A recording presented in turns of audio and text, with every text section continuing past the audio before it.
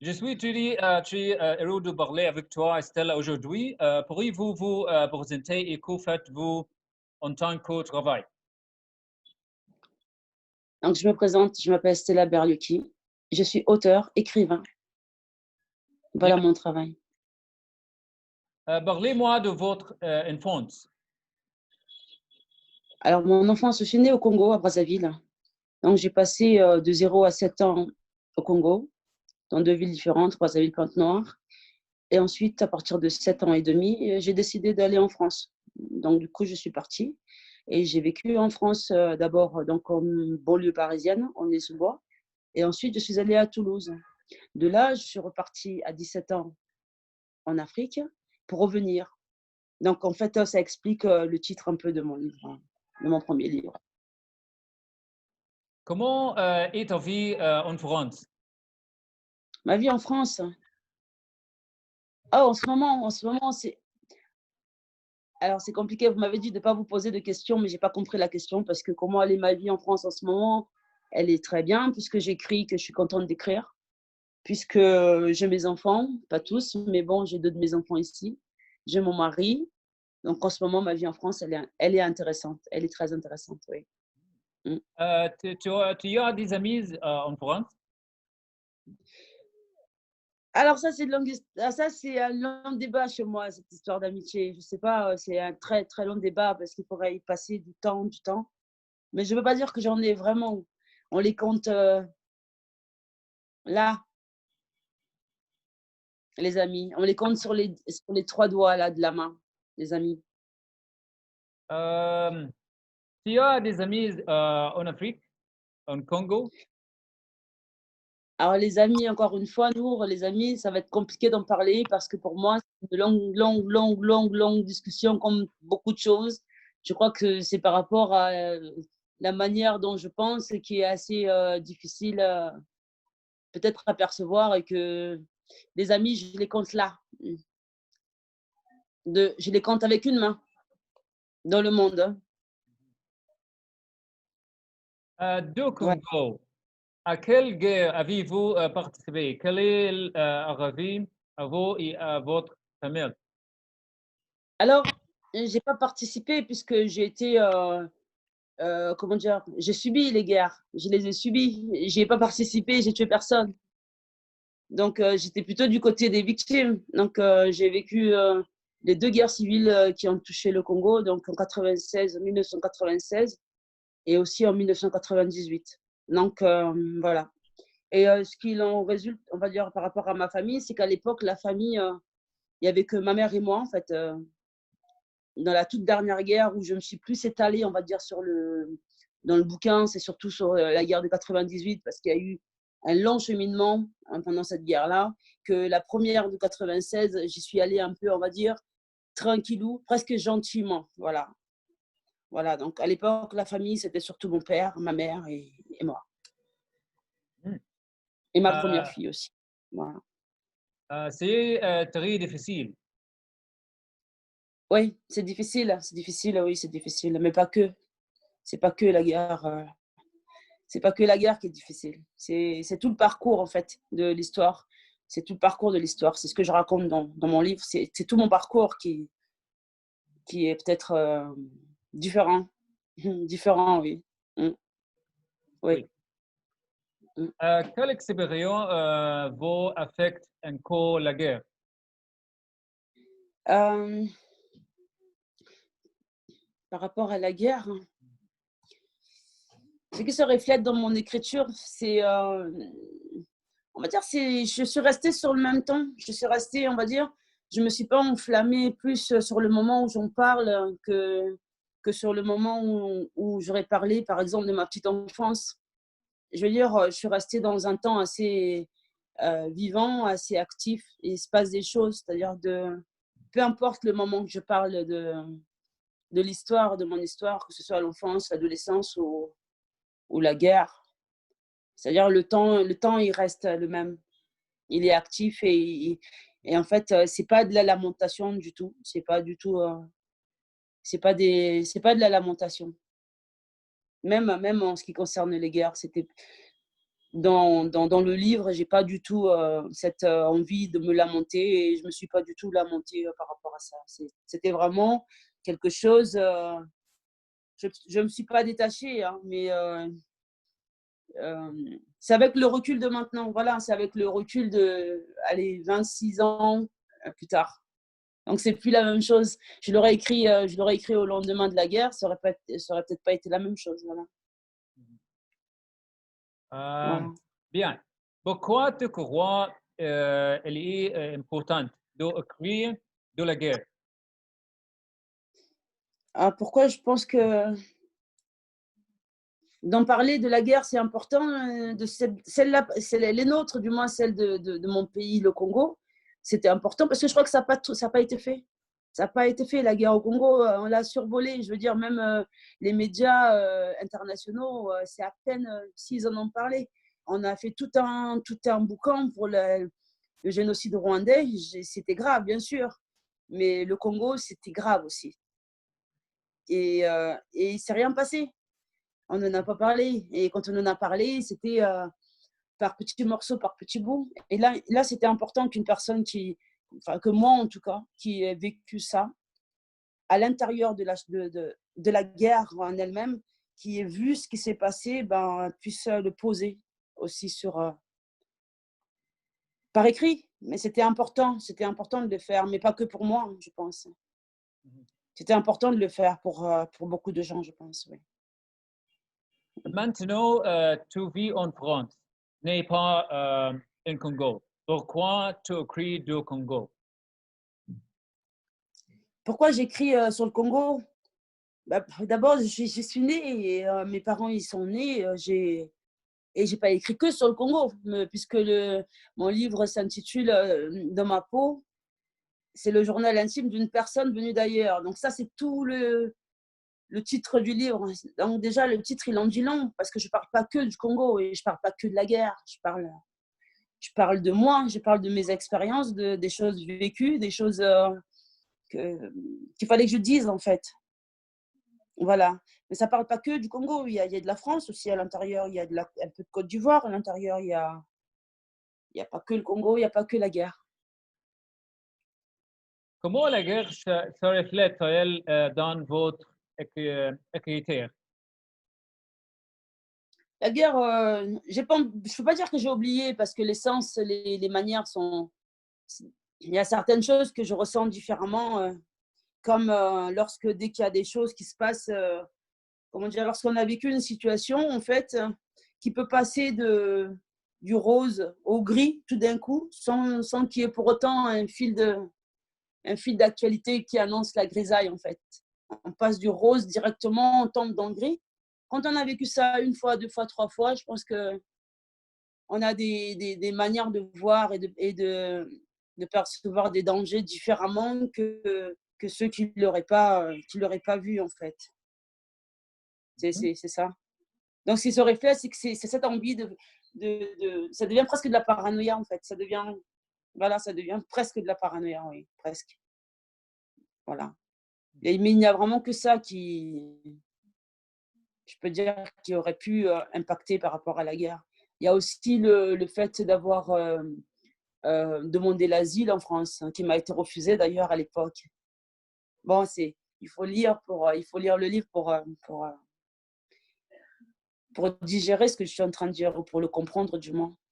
Voilà. Il y a aussi ça qui m'a scotché de la guerre. C'est cet asile politique que j'ai demandé à l'époque à la France et qui me le refusait. Parce qu'ils estimaient que je n'étais pas assez victime de. Voilà. C'est ça. Bien. Pourquoi êtes-vous allé dans les hôpitaux psychologiques? Alors, les hôpitaux psychiatriques, c'est pareil. J'ai envie de dire, les hôpitaux psychiatriques, c'est pareil. J'y suis allée 3 fois, peut-être 4. Et ça a toujours été subi de ma part parce que ça a été des personnes très malveillantes, en fait. J'ai toujours été souvent, en tout cas souvent confrontée à des personnes malveillantes. Malveillantes, oui. Il y a des personnes qui voilà quoi. Et ça a toujours été des quiproquos ou des mauvaises ententes ou des égos qui ont été touchés. qui ont fait que je me suis retrouvée dans ces hôpitaux-là, ou alors la famille elle-même, si on peut dire ça comme ça, la famille, voilà quoi. Donc c'était subi et pas expliqué, je veux dire, parce que j'avais rien à y faire à chaque fois. J'avais rien à y faire à chaque fois. Voilà, donc c'est un peu, ouais, c'est douloureux d'en parler aussi, mais il faut en parler parce que de toute façon, c'est plus une douleur qui me touche physiquement, hein. La douleur physique, elle y est plus. Ça y est, je l'ai sortie, je l'ai posée, par écrit, je l'ai écrit. Donc la douleur, finalement, la douleur physique, la réelle douleur physique, elle est sortie. Mais ça n'empêche que, d'en parler comme ça, même, comme ça, c'est pas évident et c'est pas facile du tout. Depuis le temps dans Voilà. l'hôpital, tu es roi du Congo? Depuis le, j'ai pas entendu. Depuis le temps quand tu es à l'hôpital, Stella, tu es roi du Congo, de la guerre, de la difficile temps en Congo? Bien. D'accord, j'y vais? Parle, parlez, Stella. Stella? Je Oui, non, non, non, mais ça n'a rien à voir, Nour, ça n'a rien à voir. Ces moments-là, c'est ces moments-là. On les vit différemment d'autres moments, comme tout le monde, je pense. Comme tout le monde, je pense. En tout cas, moi, personnellement, chaque moment est différent. Je veux dire, quand tu es enfermé dans un NHP, comme on dit ici en France, et quand tu es au milieu de la guerre et que tu vois des enfants de 2 ans qui meurent, et que tu vois des jeunes de 15 ans qui meurent, et que tu vois tout le monde, des gens tomber comme ça, je veux dire, c'est pas la même histoire. Donc, on ne peut pas mélanger les choses. L'HP, c'est l'HP, la guerre, c'est la guerre. Et je ne mélange pas les deux, ça n'a rien à voir. Chaque chose dans ce qui doit être. Voilà, c'est ça. Mhm. Pourquoi C'est ça. avez-vous décidé d'écrire le livre par vous-même et non pas par un biographe? Parce qu'un biographe, pour moi, un biographe, c'est quelqu'un qui écrit un livre pour un mort. Un biographe, il écrit un livre pour une personne disparue. Moi, je suis vivante, donc j'ai pas besoin de biographe. Et en plus de cela, j'avais besoin que ça sorte de moi, que ça sorte de mes tripes. J'avais besoin que ça sorte, que ce soit ma façon, ma vision, mon ressenti. Donc, il n'y avait que moi qui pouvais l'écrire comme ça. Maintenant, la forme et plein d'autres choses autour ont été aussi réalisées par mon époux qui était là, qui a travaillé à ce bouquin beaucoup parce qu'il a posé des bonnes questions à certains moments à la réécriture, hein, parce que là, il a fait le nègre, quoi. Il a fait mon nègre, hein, donc il aide beaucoup par rapport à la forme, par rapport à plein de choses. Voilà, donc mon époux, il m'a énormément aidé par rapport à ça. Il est auteur, interprète, il compose, il chante, donc c'est un artiste dans l'âme. Ce qui fait que ça a été ensemble, hein, finalement, pour l'écriture et pour la forme. L'histoire, elle sort de moi, on va dire vulgairement, je l'ai craché et mon époux, il a mis la forme. Voilà. Mhm. Pourquoi tu as décidé d'aller dans ces expériences en cours? J'ai décidé d'en parler d'abord parce que ça c'est très personnel, mais je vais en parler puisque dans tous les cas, le livre, il est personnel. Il est personnel dans ce qu'il est de vécu. Donc, ça a commencé parce que les douleurs, en fait, de mon corps devenaient trop intenses. J'avais des douleurs qui m'empêchaient de dormir dans les mains. Des douleurs très fortes. Donc, ça faisait 1 année que je ne dormais pas. Donc, j'ai tourné, en fait, pour comprendre à peu près. Et en fait, mon exutoire, ça a été Voilà. Mon exutoire, ça a été d'écrire. Voilà. Et je continue. Voilà, je continue la suite. Mon exutoire, c'était d'écrire. Et pour me guérir de mes douleurs, ça a été d'écrire. C'est pour ça, au tout début, que j'ai voulu raconter mon histoire et surtout les peines. Ouais. Comment, Voilà. comment l'Afrique peut-elle améliorer son développement et sa réconciliation? Hein? Le développement de l'Afrique. Les Africains, dans mon sens, ils se trompent de route. Se trompent complètement de route. Se trompent de route. Parce que pour eux, le développement, c'est de faire des routes, justement. Le développement, c'est de faire des autoroutes. Le développement, c'est voilà, c'est du béton. Le développement, c'est de couvrir la terre de béton, de faire des trottoirs à tel point qu'il n'y a plus de terre dans le centre-ville de Brazzaville. Pour eux, c'est ça le développement. Mais ils n'ont rien compris. C'est-à-dire que ce n'est pas la bonne route. Il faut changer de route parce que pour changer des choses chez nous, c'est la conscience, c'est dans la tête qu'il va falloir que ça change parce que le problème, il n'est pas contre nous. Et quand il y a des guerres tribales, ce n'est pas un problème de racisme. Quand il y a des guerres tribales, ce n'est pas un problème de... C'est un problème, voilà, il faut tout changer. Il faut recommencer à... Ou alors, même pas recommencer, il faut apprendre carrément à penser autrement. Voilà, il faut penser autrement. C'est ça, c'est ça. Parce que le développement dans la tête d'un Africain ou d'un Congolais, c'est de mettre du bitume. C'est de mettre de l'électricité. Et en même temps, c'est ce qu'ils disent, mais en même temps, est-ce qu'ils le veulent vraiment? Est-ce qu'ils le veulent vraiment? Est-ce qu'avec les manières de penser, de voir, de croire, de voir son prochain, son frère noir comme lui finalement, du même pays, est-ce qu'ils le veulent vraiment? Je ne suis pas convaincue. Je ne suis pas convaincue. Je pense que la route, elle est mauvaise et ce n'est même pas que je pense. Hein. Pour moi, c'est un fait. Parce que si la route, elle était bonne, il y aurait un début de quelque chose. Hein? Il y aurait un début de quelque chose. Il y a un début de rien. Il y a juste un début de rien. Il y a juste, il y a juste de la descente. On ne fait que ça. Là-bas. On descend, on descend, on descend. Donc, si la formule, elle était bonne, ça se saurait. La formule, elle est mauvaise. Ça ne donne aucun résultat. Le seul résultat que ça donne, c'est la merde. C'est la merde, c'est la mort, c'est le déni, c'est le manque d'amour, c'est le manque de tout, quoi. C'est tout ce que ça apporte. C'est ce que j'en pense. C'est ça que j'en pense. Et la réconciliation, du coup, elle viendra pas tant qu'il n'y aura pas ce changement de conscience. C'est pas possible autrement. Parce que actuellement, on a vu où ça va, on a vu où on est, on a vu comment ça avance. Non, en fait, ça avance pas. On avance à reculons. On avance à reculons. Bon, mais comme c'est une histoire de clan, d'ethnie, d'endroit, une histoire d'histoire, une histoire d'histoire, hein, une histoire des autres,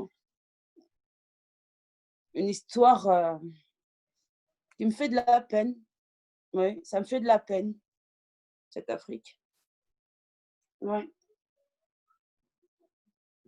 Parce qu'il n'y a aucune individualité dans les nations africaines. Je dis nations, je suis gentille, je veux dire. Il n'y a aucune individualité dans les peuples africains. Il n'y a pas. Il y a des clans, il y a des ethnies, il y a ça. Il y a soi-disant des familles, mais il n'y a pas la personne en elle-même. La personne en elle-même, elle ne se connaît pas. Et parce qu'elle ne se voit que dans les autres, parce qu'elle pense comme les autres, parce que les autres pensent comme ça, et que tout le monde pense comme ça, alors on va y aller. Le général de Gaulle, il disait, les Français sont des veaux, et moi je dis, et les Africains sont des moutons. au risque de faire mal. Mais quelquefois, une bonne gifle, hein, ça aide à remettre un peu les esprits à leur place, en fait. Et c'est ça. De Gaulle disait, les Français sont des veaux. Moi, je dis, les Africains sont des moutons, voilà, qui n'ont pas d'individualité. Et c'est ça qu'il faut changer pour pouvoir accéder à quelque chose, à un développement quelconque. C'est là-dedans que ça se passe d'abord, avec soi-même, avec sa personne, avant de regarder les autres. Parce que quand on s'aime soi-même, on aime les autres. Et quand on ne les aime pas, on fait comme si de rien n'était. On ne les regarde pas et on passe. Mais on ne cherche pas à leur faire mal sous prétexte de ci ou de ça. On ne cherche pas à leur faire mal sous prétexte qu'on ne pense pas de la même façon. Donc, tout est là. Et tout est là dans la compréhension de nous-mêmes. Voilà, c'est ce que je pense. Et je pense que c'est un fait. Mais bon, voilà. Bien. Quel rôle les Africains des autres mers devraient jouer pour aider l'Afrique? C'est la même chose, parce que pour moi, les Africains d'outre-mer, en Amérique, les Africains des Antilles françaises ou anglaises, c'est la même histoire. Ils y restent cantonnés au passé, et ils restent cantonnés au passé. Hein. C'est la même histoire, c'est les mêmes façons de... C'est comme si c'était presque génétique. C'est comme si c'était génétique, mais à un moment donné, il faudrait casser la chaîne. Il faudrait casser la chaîne. C'est la même chose, en fait, pour moi. Qu'est-ce qu'ils pourraient faire pour aider l'Afrique? Ils pourraient faire la même chose que les Africains en Afrique.